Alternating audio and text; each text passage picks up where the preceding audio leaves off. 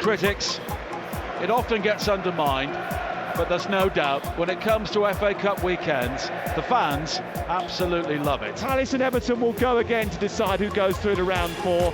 Nothing to divide them at Selhurst Park. Not the result that neither Everton or ourselves wanted, because really when you get in the third round of the FA Cup and you're playing against a fellow Premier League team, you don't really fancy replays. Forward to Mateta! Mateta's clear! Mateta! For Crystal Palace! You have to love the FA Cup. You have to love the third round. My respect to the FA Cup has always been made clear, and I want the players to understand that. I'll certainly be putting out a team with the mentality to go and win. Anana is up there, header is from Toffee, and they've scored!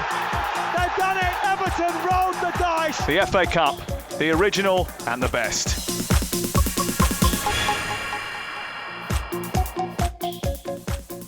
You're listening to the Sports Bar on TalkSport with me, Jamie Hire, and Jason Cundy. Let's turn our attention to a big game tonight. Hopefully it's not a bore fest like it was last time. It's Everton v Crystal Palace in a FA Cup third round replay live on TalkSport. Let's speak to James Pendleton from the Toffee Blues podcast. Morning, James. Hey, Jimbo. Morning, guys. You right? Yeah, look, mate, this is loads to talk about with you over Everton. But let's start with the game. I mean, the first one was an absolute snore fest. Shocking game. Are you hoping that it's going to turn out to be a bit more of a spectacle? Yeah, I mean, you're always hoping, aren't you? But yeah, I mean, these games against Palace normally aren't. There've been a lot of poor games down the years since they've come back to the Premier League. Obviously, a couple of exciting ones along the way, but yeah, unfortunately, mostly I've gone the kind of 0-0, 1-1 route, 1-0 either side kind of thing. So I'm hoping to be better than the other week, but I'm not too hopeful. Results going in to this game were a bit iffy, actually, but he managed to tighten things up. Has he changed so much that not only is he keeping the back door shut, he's not creating that many chances either, because the last two games have been 0-0. I just wondered, is there a concern that there aren't enough goals in this team? Yeah, I mean, I think everyone's kind of thought that for a number of years, to be fair, going as far back as, you know, probably when Romelu Lukaku went, other than the season when Calvert-Lewin was really on fire before he was injured. That was kind of the only year since sort of 2016, 17 kind of time when we felt like there has been goals in the team. So I don't think the defence tightening up has been necessarily because the attack isn't doing as well and players have dropped back or whatever. I think Seamus Coleman coming back into the team, the time Mikhaenko being back fit as well, they've helped the defence.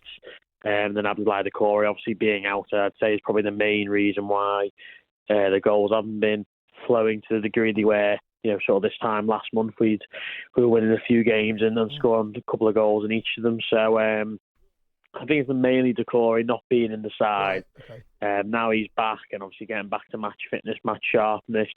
You know, imagine Dwight McNeil will be back in the starting lineup again. Obviously, he might make a few changes and we'll see how that impacts things. But I don't think he's necessarily made changes. I just think it's been the team getting back up to where it was and trying to get back up to speed more like. Look, the FA Cup this season, it's always nice to be in it if you feel like you're going to get to the final. But, I mean, you've got so many problems right now, Everton. This one is probably one that you kind of take your eye off a little bit. The Premier League is just about survival, isn't it? Yeah, I mean, I've not thought about a trophy since we got knocked out by QPR under Rafa Benitez. He'd been in the door about a month by that stage, and then since then it's been a kind of constant stream of nonsense, really. Obviously, we had the cup run in the Carabao Cup this season where we won 3 games and came very close to beating Fulham. We could be in a semi-final of that competition now if one or two things went slightly differently. But yeah, I mean, I think once we got knocked out of that competition and obviously the form in the league then started to change and turn a little bit, you're thinking obviously you want to win a couple of games and maybe get players back on the score sheet. We use these games to get a bit of confidence, but certainly not until we're in the sort of last 4 kind of ties you're going to start thinking about winning a trophy. Or I'm certainly not. I think all eyes are kind of on the league. If we maybe didn't have that deduction and we were on sort of 27 points or so, and 6 or 7 places above the relegation zone, I'd say it probably would be different. I'd start thinking about, you know, can we get back to Wembley? Can we get a nice day out again and hopefully win there? But no, for now, for me personally, I just use these games to get players match fit, get some fringe players in the team, and hopefully get some players playing into confidence. Just talking about that points deduction, obviously there's the first one. The appeal, I believe, is going to be heard at the end of February. We heard a couple of days ago there's more sanctions potentially coming. What's the general feeling amongst Everton fans right now? Does it feel like this season could be doomed, or do you feel that there's enough in the squad?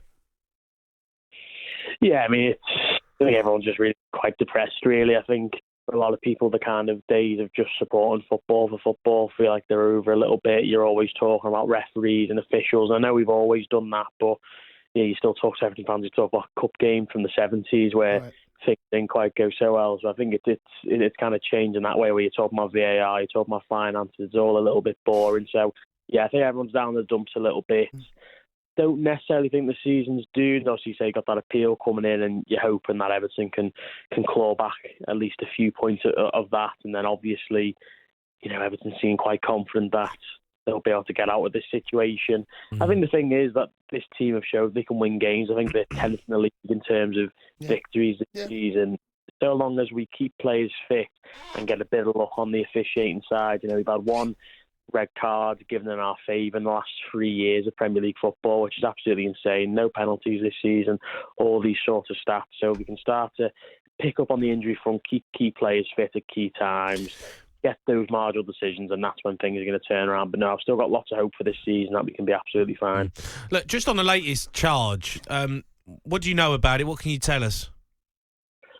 I mean, it seems to be a case that it's over a period of the last sort of 2 or 3 seasons where Everton have really kind of reined it in. They sold key players with Richarlison, very much in that Brennan Johnson situation with Nottingham Forest.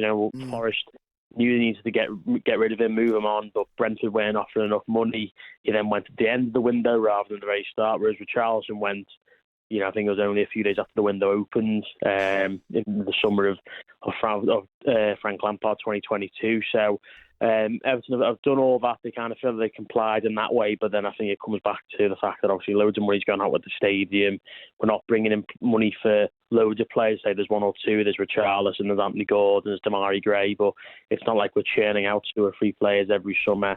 And then obviously we have then had to bring in a few extra players to try and fill the void, which obviously has been very difficult for us. So it seems, from what I can see, very harsh and very difficult to kind of stomach. And I say Everton seem confident, and I think if you speak to kind of accountants who've looked into the situation on Everton's behalf, who are Evertonians, they seem very confident that Everton should be okay and that they have complied. But I think based on the 10-point deduction from November, you just never know what the outcome's going to be now, because that seemed unthinkable at the time. James, do you know if there's going to be any protest? Last time there was the pink cards that were put up, wasn't there, as a protest? Do you know if there's any more planned? I've not heard anything in particular, but obviously that might be a case that maybe a group are doing that on their own. I'm not sure, but I think those cards have been pretty consistent. They were out in the numbers again on Sunday against Villa. Obviously, it's the FA Cup, isn't it? So it's going to be slightly different. People go in there who maybe don't go to the match very often. So I think after the sort of inverted commas winter break's over and then everything get back to in the swing of things, I think there'll be more on then. But I've not heard of anything tonight. No. Look, it's a massive game, obviously, for the football club. Just give us a score prediction. You're going through. Yeah, I'll keep a low score and I'll go Everton to win 1-0 and to be a fairly poor event. 1-0. 1-0. Jeez. James, pleasure, mate. Cheers, thanks for coming on. Okay, see you soon. Bye-bye. All right, James Pendleton there from the Toffee Blues podcast.